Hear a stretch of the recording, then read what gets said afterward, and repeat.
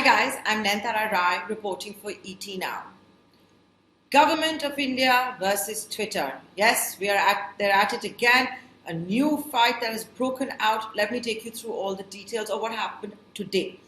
Today morning, Twitter took out a global statement saying how the Indian government was trying to intimidate its employees, that the Delhi police had visited its headquarters in India, and how it was fearing lack of free speech in the country. A statement which the government of India has not taken to well at all, as would be expected, and the IT and Electronics Minister, Cabinet Minister, Ravi Shankar Prasad, has taken out a strongly worded statement against Twitter. Let me take you through some of the highlights of that statement. Now, also remember that this flashpoint between Twitter and the government is at a time when India is rolling out the new guidelines for social media intermediaries. Those who do not comply can stand to lose their immunity status. Immunity is very, very important to social media companies. It is the cornerstone of their business model. The idea being that it is the users who go out there, post photos, videos, text, like, dislike, all of that, and the platform should not be held criminally liable or liable at all.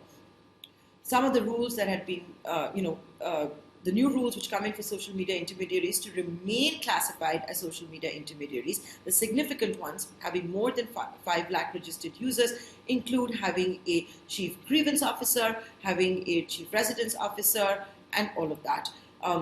What's more, it also talks about who originated a post in case the government wants that information, citing national security, rape, child sexual abuse, and all of that. So that's the backdrop against which the latest fight has also broken out. Coming back to the statement put out by the government of India, where it has categorically said that the government condemns the unfortunate statement issued by Twitter as totally baseless, false, and an attempt to defame India to hide its own follies. It goes on to say that the only instance of scuttling free speech on Twitter is by Twitter itself and its opaque policies, as a result of which people's accounts are suspended and tweets deleted arbitrarily without recourse. Lawmaking and policy formulation is the sole prerogative of the sovereign, and Twitter is just a social media platform, and it has no locus in dictating what should India's legal policy framework be.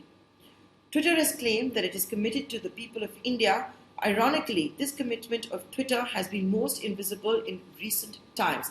And this statement goes on to give examples which the government says bolsters its case.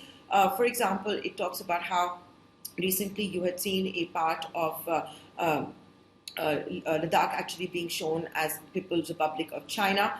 It talks about how while Twitter at the time of the siege of the Capitol Hill in the United States had taken down accounts and made sure that its social media platform would not be used for inciting violence and all of that, it didn't do that in India when we had unfortunately on Republic Day seen those farmer protests get violent, when we had seen the tractors near Red Fort and all of that. So those are some of the examples which the government has highlighted.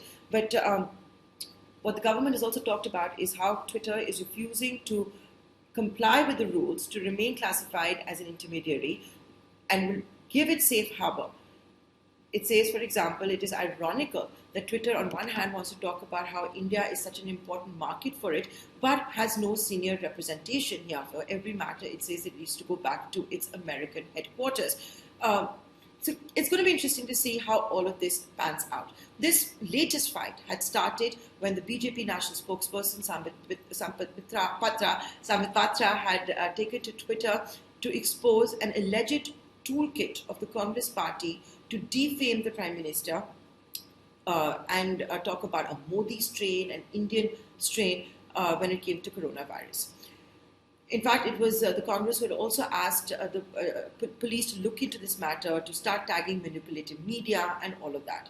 The Delhi police, and this is the latest Kahani Mein twist, even as Twitter is talking about intimidation and is talking about the safety of its employees and all of that, the Delhi police has now come out, and this is the Kahani Mein twist, saying it actually went to Twitter's office to investigate Twitter's role. And while no senior spokespeople, etc., were available, it went because of the FIR filed by the Congress and not at the behest of the government, which is being popularly believed, because Delhi police also reports to the Union Home Ministry. Plenty of drama, lots of twisted turns. Stay tuned to ET Now. The bigger question, of course, is this regular clash that you're going on seeing between the government and Twitter. Will the two of them once again be able to thrash out an amicable solution?